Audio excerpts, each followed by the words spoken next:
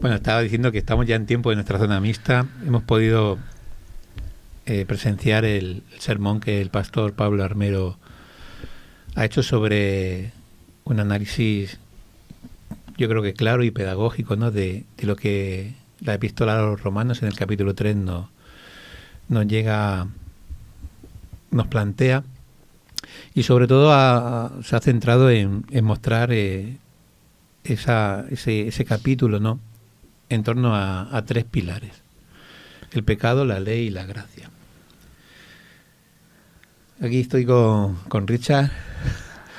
¿Qué os ha parecido? A ver, una primera impresión para ir desgranando lo que nos ha llegado a cada uno del sermón de hoy.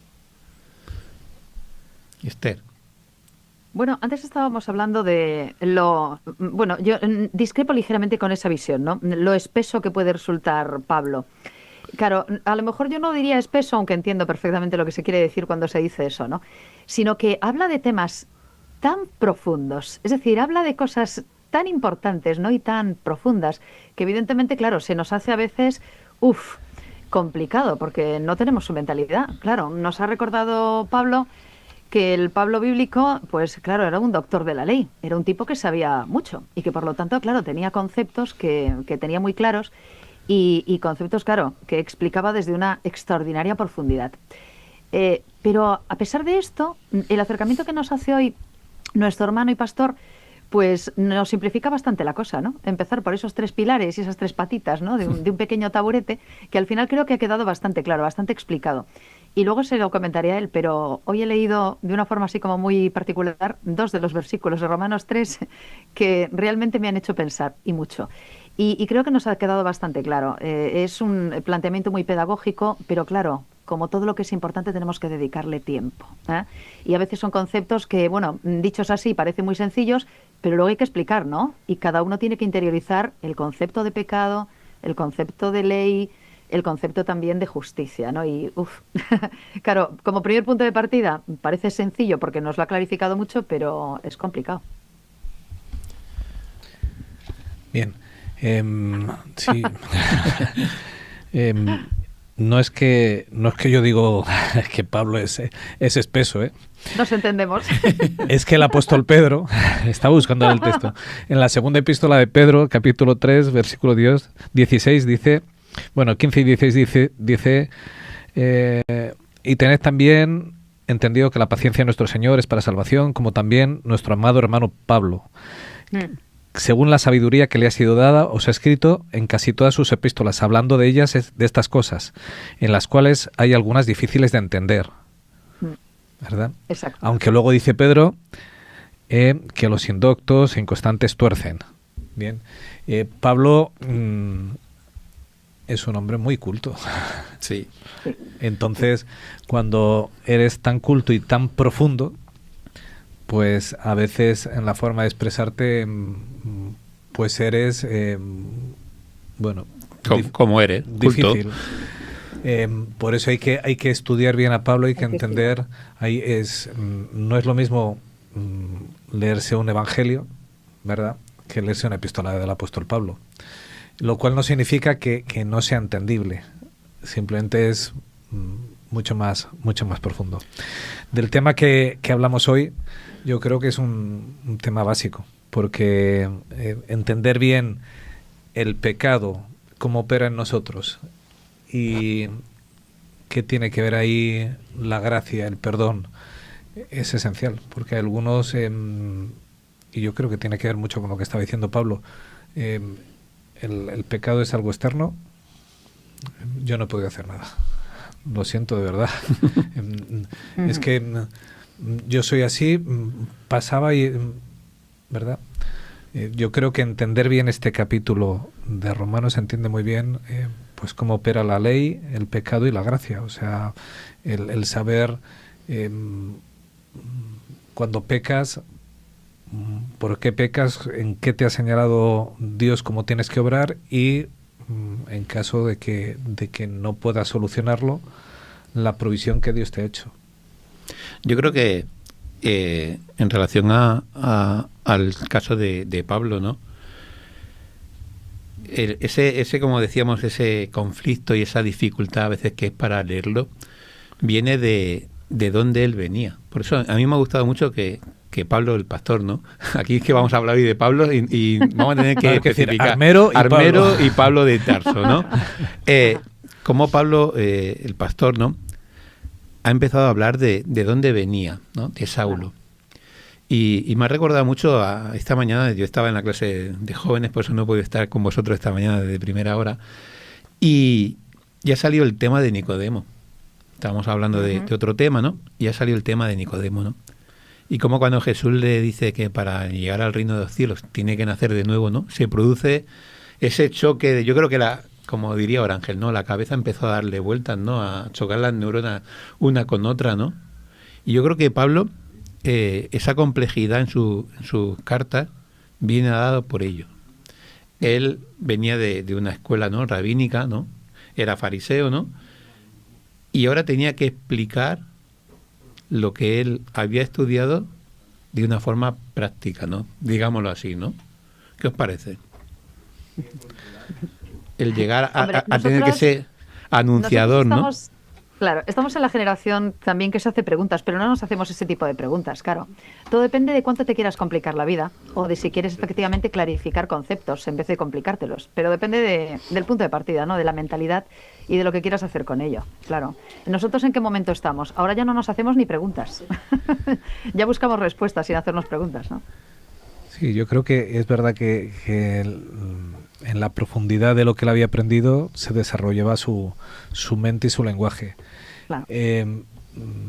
Para mí eso es más un impedimento para él que una gracia, porque yo a veces he pensado, para mí Jesús era 1000 veces más locuaz y sin embargo sabía llegar hasta de una forma mucho más simple, ¿verdad? Cada uno pone lo que tiene y eso es una virtud.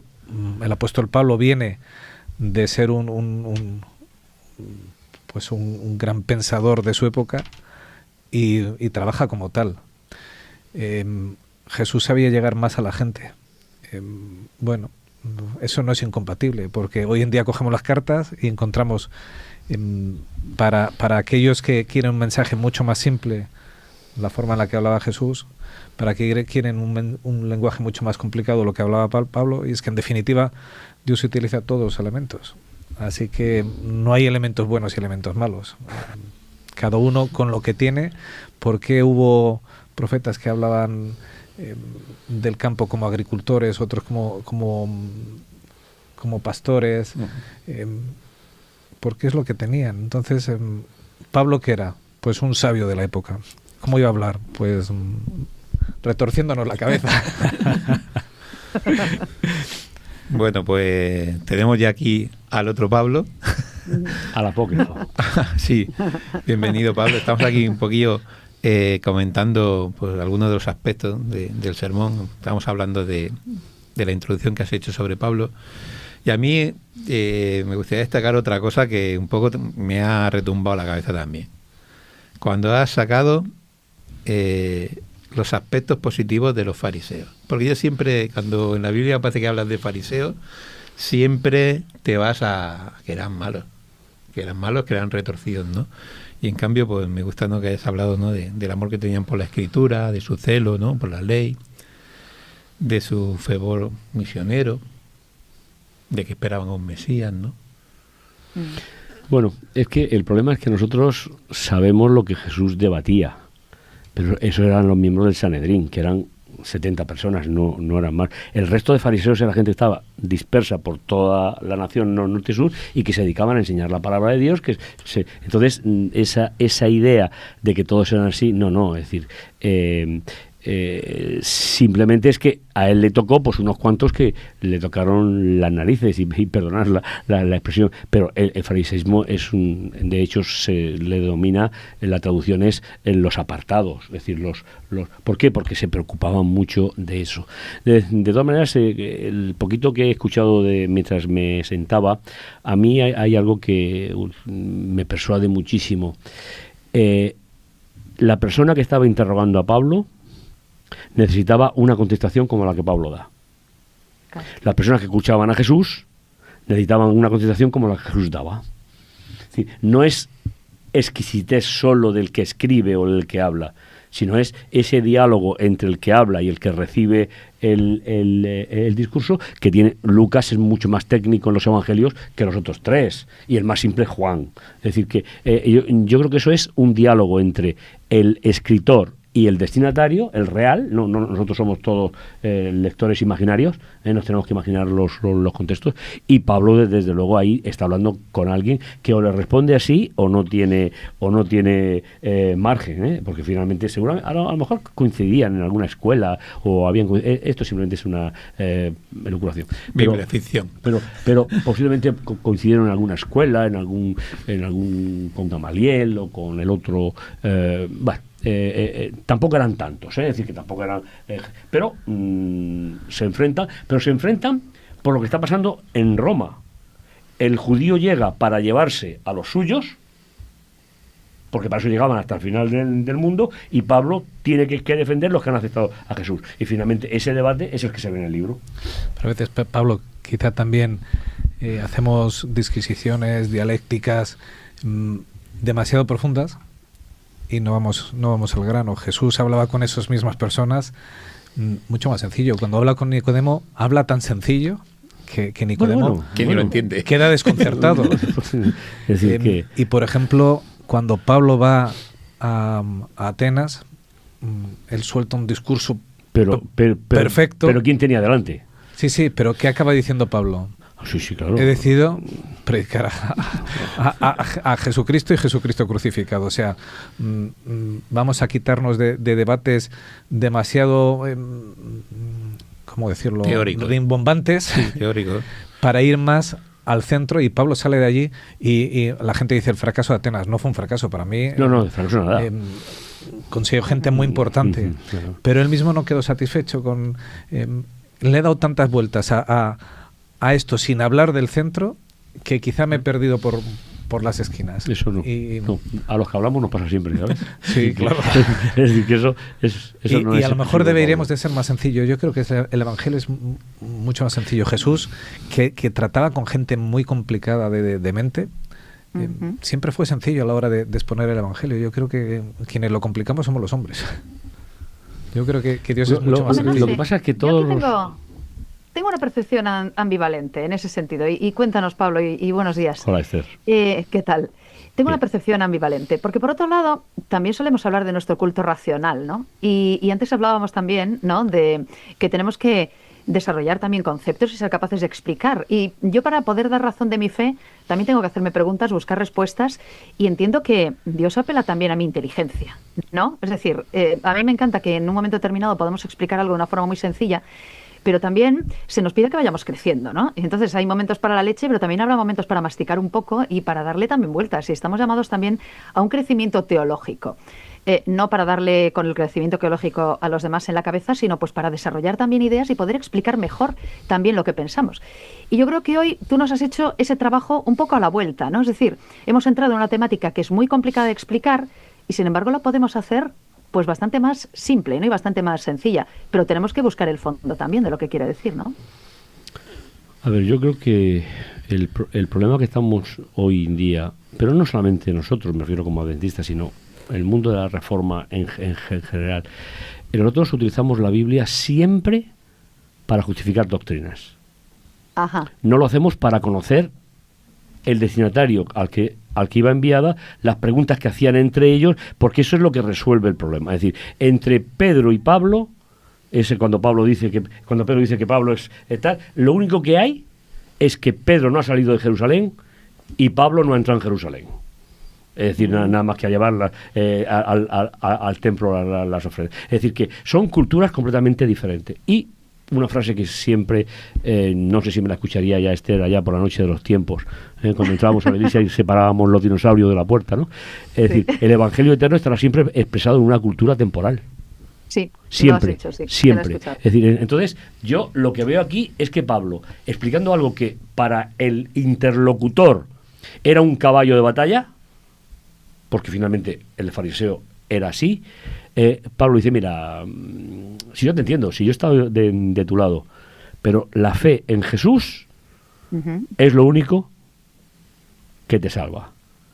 Yo no sé qué es lo que hizo ese hombre con su vida, porque no tenemos el nombre, no tenemos historia, los historiadores de la época no dicen nada de él, pero lo cierto es que el mensaje fue, es decir, repito, la Biblia no se escribe para el lector del siglo XXI, no, porque como siempre está en una cultura temporal, lo que tiene que hacer el lector del siglo XXI es traspasar la cultura de entonces para encontrarse con la suya, pero eso es un proceso intelectual, siempre.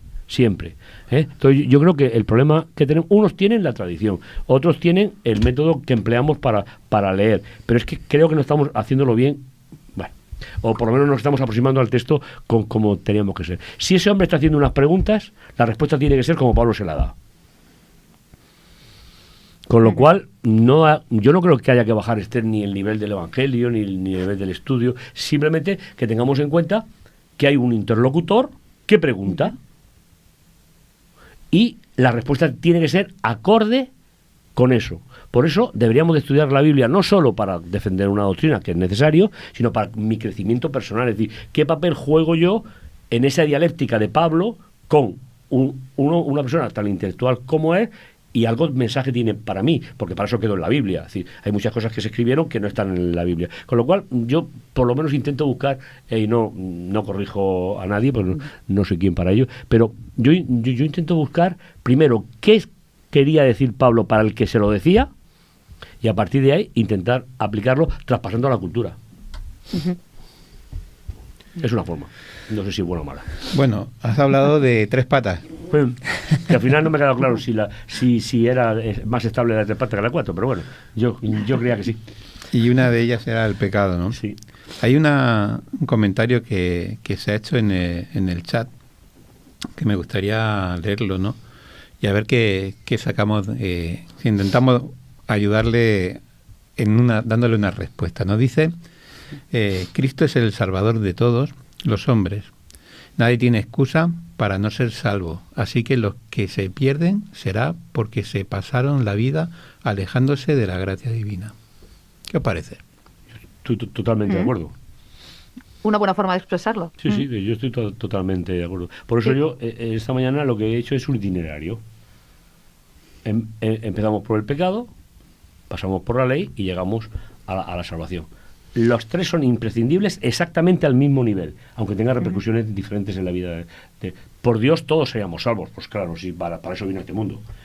Lo que pasa es que hay gente, efectivamente, Felipe, como dice ese oyente o televidente o tal, que hay personas que se pasan la vida alejándose de Dios, claro. Yo estoy de acuerdo con el planteamiento. Entonces el pecado podríamos decir que es como perder de vista, ¿no?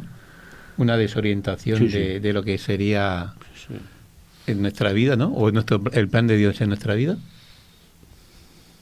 Me ha gustado mucho la idea que nos ha dado Pablo en el sermón de ir en dirección errónea o elegir una vida equivocada.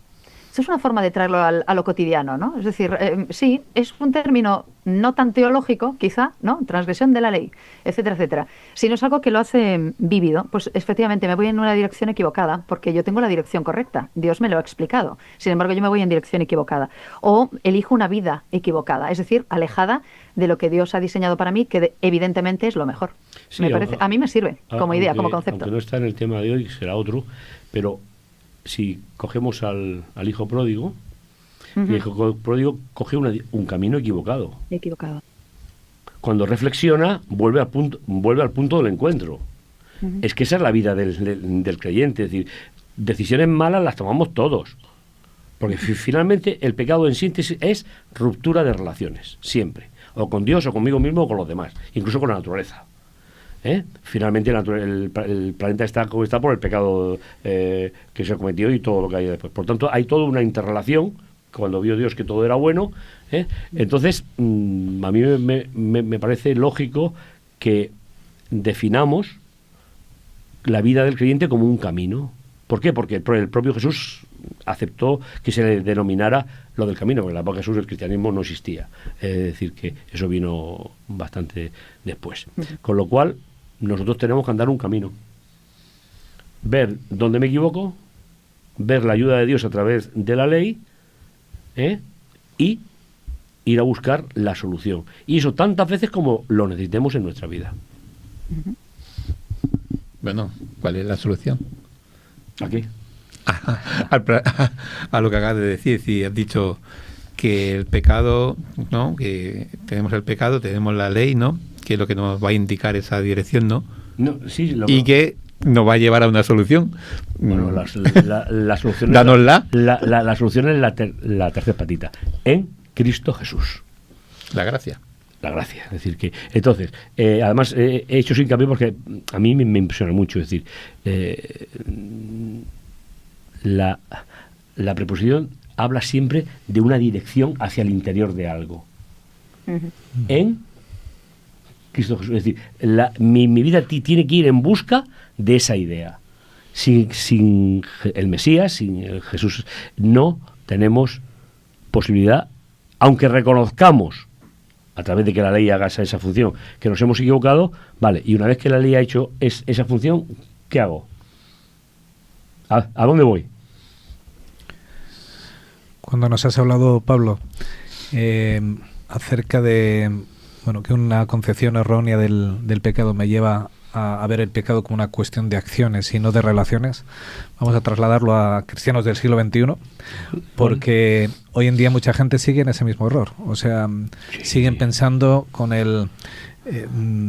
habrá algo que yo no me haya arrepentido y que cuando venga Jesús me diga, mira, tengo aquí en la lista, de todo te quedó uno que no confesaste, estás fuera del cielo. Porque eso tiene que ver mucho con las acciones y no con las relaciones. Cuando yo deposito mi vida en Jesús y deposito mi confianza en su gracia, a no ser que yo oculte deliberadamente... Pero como a Dios no le ocultas... Claro.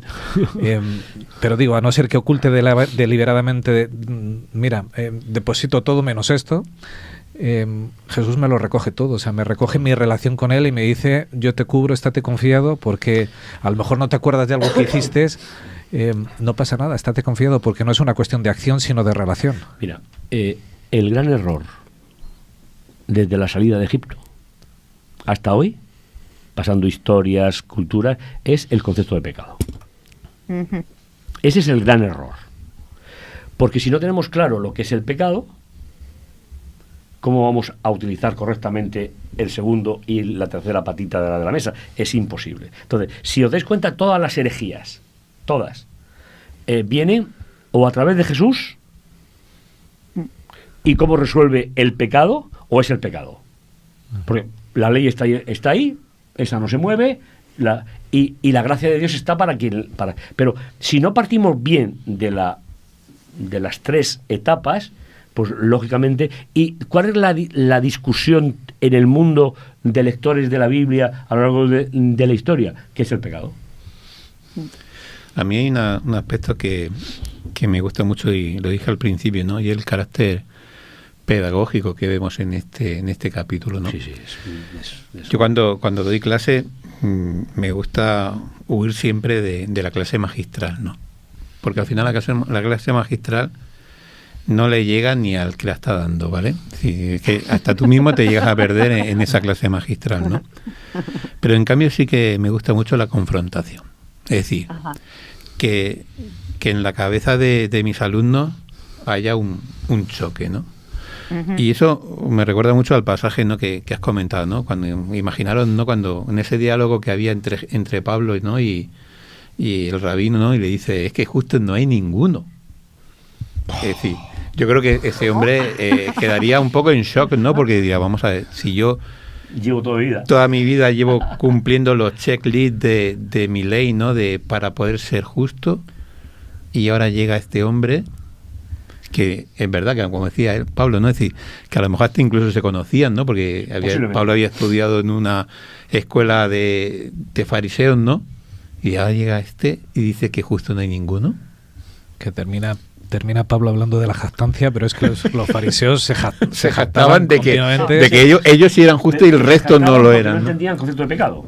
Sí. Mira, ese método que tú hablabas de la pregunta tiene un nombre, se llama diatriba. Y Pablo es el especialista de toda la Biblia de la diatriba. A él le encanta soltar la pregunta y el que sale vivo de la pregunta, entonces va a la respuesta. Entonces la encontramos en todas las cartas. Es decir, es un experto en mover conciencias ¿a qué? A un razonamiento.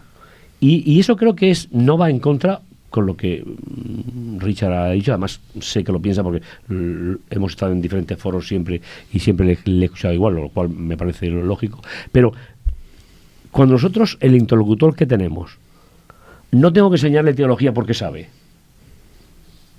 ¿Qué hay que hacer? Hay que contrastar su corazón, su mente. Y eso Pablo lo hace de una manera magistral. ¿Por qué? Porque es el especialista, porque Gamaliel era el especialista en eso, en buscarle la pregunta a la milésima de... ¿por qué? Porque ellos vivían de esa manera. Y Pablo lo hace muy bien. Incluso en Hebreos, que es la carta más facilita, por decirlo alguno así, también pregunta muchísimas cosas para que le respondan. ¿Por qué? Es un estilo de escritura y es un estilo de pensamiento. Uh-huh. Oye, ¿qué hacer cuando desequilibramos la pata desde la percepción de que el pecado no existe o no existe como tal? Porque también hay una tendencia, ¿no?, a poner la gracia en alguna parte o la justicia en alguna parte un poco desequilibrada. Y no hablo solo de los no creyentes, incluso creyentes que están desdibujando también el concepto de pecado. ¿Cómo hacemos? A ver, Esther, es que el problema que creo que deberíamos de asumir, si yo no conozco al Dios de la Biblia para mí no tiene sentido. Tal cual. Es decir, hemos pasado al siglo XXI. Yo recuerdo en el siglo XX que las personas eran más sujetas a los ideales, pero la posmodernidad, o yo ya no sé dónde estamos, si en la Z, en la J, ya no lo sé. La posmodernidad. Tengo tantos años que ya ni me acuerdo. Pero ahora todo es relativo. Exacto. Y claro, Dios no es relativo, Dios es Dios. Con lo cual, no nos hemos acostumbrado a predicar el Evangelio para la gente relativista. Seguimos pensando que yo le voy a leer Mateo 5:17, no penséis que he venido a abolir la ley y los profetas, y que él le voy a meter como un cajón desastre. Es que te va a decir que no. Entonces, algo tendremos que hacer. Es decir, vamos a ver, ¿cómo amoldamos todo esto sin perder la esencia, el origen, la pregunta, a una sociedad en la cual los absolutos no existen? Y Dios es absoluto, Eso, claro. Eso está claro. Con lo cual, Esther, hay que seguir pensando. Lo siento, no tengo una respuesta. Oye, se me está pensar también. ¿Será que a lo mejor tenemos que volver e incidir en esto, a la cuestión relacional? Es decir, todo depende de con quién me relacione y con quién quiero relacionarme, qué tipo de camino quiero seguir y qué tipo de futuro quiero. A ver, lo mejor. Poniendo un ejemplo así más o menos, no sé si es recurrente. ¿Por qué creo en que Jesús vuelve? Ajá. Porque creo en el Jesús resucitado. Es decir, que es el gran mensaje. Es decir, entonces, ¿quién lo prometió? Permitidme, entre paréntesis, el que cumplió en la tierra. Permitidme, no. Es decir, entonces, las verdades, incluso las bíblicas, tienen que ver con la persona que la hace, es decir, con la personalidad de quien lo hace. Si no creo en Dios, yo no voy a convencer a alguien con el relato de Génesis 1 de la creación. Eso está súper estudiado. Hay que conocer a Dios. Y desde luego con los absolutos hoy es muy difícil. Por lo menos en nuestro entorno culto, europeo, en otros países no lo sé. Pero desde luego algo tenemos que aportar más a la sociedad, en sentido, si alguien no cree en el absoluto, tendremos que buscar otras fórmulas. A mí, en relación a lo que ha comentado Esther, estoy aquí mirando y estoy viendo las cámaras, y las cámaras tienen un trípode.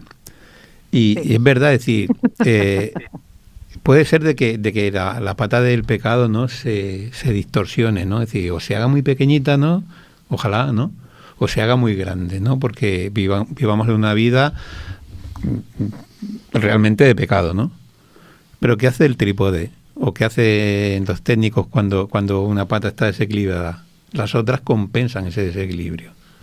Uh-huh. Es decir, si el pecado se redujese mucho, ¿no?, por las otras dos patas, ¿no?, es decir, gracia y ley, también reducirían. ¿Para qué? Para mantener esa estabilidad. Sí, que, ¿no? por cierto, los trípodes tienen tres patas, me acabo de decir.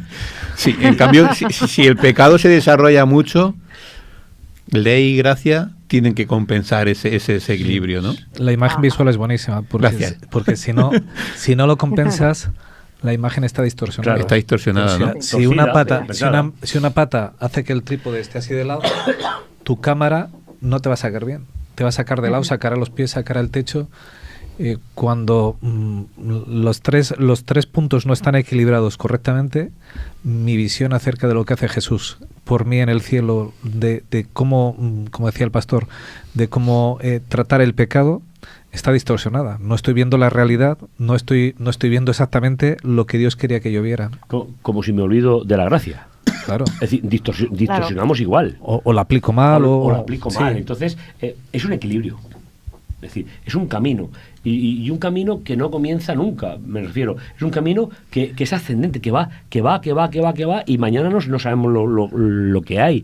Sabemos el final, eso sí, el encuentro con Jesús. Pero es un camino, y a veces nos estancamos y decimos, mira, yo ya sé mucho, yo ya lo sé todo, y creo que no. Y es así, si yo no tengo claro la ley y el pecado, ¿vale?, y no le pongo en el punto adecuado, si yo no pongo en el punto adecuado la gracia, y si yo no pongo si no pongo el pecado, si no pongo la ley, si no pongo la gracia, la visión de Jesús el trípode. Claro, cuando yo la ley, el trípode, subámosla en la pata o bajémosla. Cuando yo digo que la ley no vale para nada, o la exalzo demasiado de tal forma que la ley es el centro de todo, me estoy equivocando. Cuando la gracia es gracia barata, o la gracia ha dejado de ser gracia porque se convierte en algo que es un impedimento, lo mismo, la imagen es buenísima, Felipe. O sea, según lo has dicho, se me ha venido... Estaba aquí mirando y como tengo la cámara delante, claro, digo... se me ha venido el trípode y la cámara y he dicho, es que en realidad... La próxima vez que daré la mesa y pondré un trípode con una cámara. Claro, es que en realidad la visión, en vez de ver lo que Dios quiere que vea, estoy viendo a saber qué estoy viendo. Porque las tres patas, o sea, la ley es esencial para mostrarme mi pecado básico, para saber en lo que yo hierro en ese plan de Dios, en ese objetivo que Dios tiene para mí, dónde me he desviado. Esencial saber lo que es el pecado, saber lo que es la ley, que me dice, Richard, sí. Te has equivocado. Ahora, ¿puedes hacer algo? Pues resulta que Richard no puede hacer nada. Pero puedes ir. Pero sí que hay alguien que puede hacer por mí. Y entonces, todo en su justa medida me da la imagen perfecta de lo que Jesús quiere hacer por mí. Mira, hay una idea sugerente. A mí me llama mucho la atención, ¿no? En la ley se pueden diferenciar diferentes funciones para diferentes actuaciones. Pero hay una que es invariable. Y es la parte de la Torá que indica el pecado. Uh-huh. Es decir, lo que es pecado, y eso teníamos que pensarlo todos, no solamente algunos grupos de la Reforma, siempre será pecado. Siempre. Aunque la eternidad no esté redactada como la conocemos nosotros, si volviera a surgir el pecado, volvería a estar en vigencia. Entonces, de la parte de la Torá que marca el pecado, eso es eterno, porque el pecado es lo que más ofende a Dios. Luego está cómo solucionar el problema del pecado, pasamos de un santuario al otro. Es decir, luego hay partes que son éticas, sociales, pero sobre todo el núcleo duro, que es la alianza, eso no tiene discusión ninguna, o no debería tener discusión ninguna. ¿Por qué? Porque Jesús vivió toda su vida en la primera alianza. Jesús no podía cambiar nada. Hubiese pecado. Es decir, si Jesús cambia el sábado, en el caso de que hubiese tenido que cambiar, se tenía que haber hecho después de la resurrección. No se podía hacer antes, porque ahí estaba en vigencia y era pecado. Con lo cual, para todos los que nos escuchan, incluso para nosotros mismos, cuidado, la parte de la Torá, que es esa dirección de camino que marca el pecado es eterna como principio divino.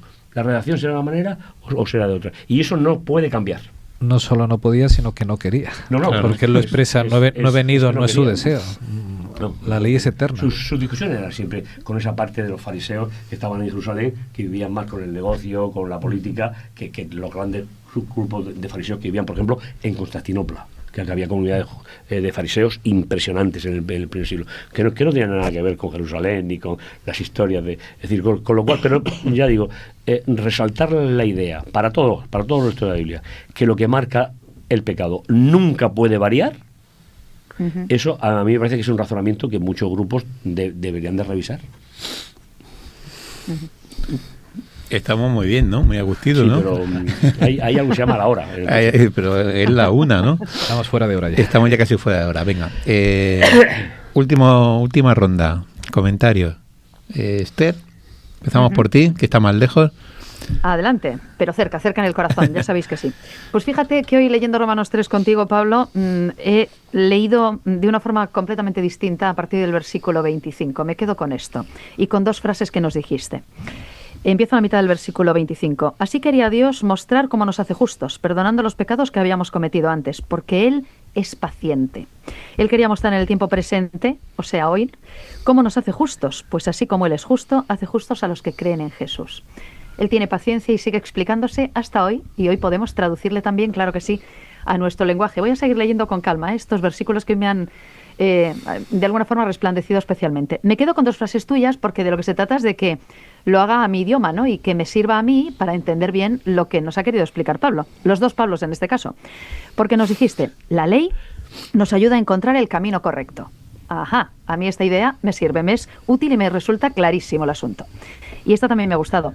La fe nos lleva a un encuentro personal con el Salvador. Resulta que al final la cosa no es tan complicada. Esto va de que la fe me lleve al verdadero Salvador y el Salvador me ayude a encontrar el camino correcto. De relaciones. Ya está. Relación. Y si me relaciono con Él, las cosas van a estar más claras. Y hoy hablábamos de ser luz en medio de la oscuridad. Y al final, ¿verdad? A veces con una simple vela podemos iluminar el mundo entero. Así que gracias porque que lo dijeran esto me sirve. en el apagón, lo que sirvieron las que velas. nos lo dijeran en el apagón. Es verdad. Gracias. Pues yo me quedo también con una parte final de tu sermón. Es que la más bonita, Richard. Nos has hablado. La conclusión. Todos somos culpables delante de Dios. Nos has dicho que todos estamos justificados por la fidelidad de Cristo. Me quedo sobre todo esa fidelidad, ese amor que Dios ha tenido por mí, culpable y sin remisión, excluye la jactancia. Y eso me gusta mucho, porque a veces nos sentimos... me siento en paz, me siento seguro, me siento bien, estoy haciendo bien las cosas, esto debe ser porque la gracia opera en mí, todo el mérito es suyo. Excluye la jactancia, en mí no hay nada, todo lo hace Él. Entonces, me parece algo precioso y algo para tener en cuenta cuando a veces, sobre todo para estos cristianos del 21, que hablamos de los del mundo y los de dentro, los del mundo... Ay, cómo me duele. Porque eso ya habla de cierta jactancia que hablamos nosotros. De otro tipo de personas. Ellos son peores que nosotros. Son los de esa fidelidad que Dios tiene por todos debe de excluir la jactancia. Y deberíamos de amarles tanto como Jesús nos amó a nosotros y buscarles con el mismo ahínco con que Jesús vino a buscarnos.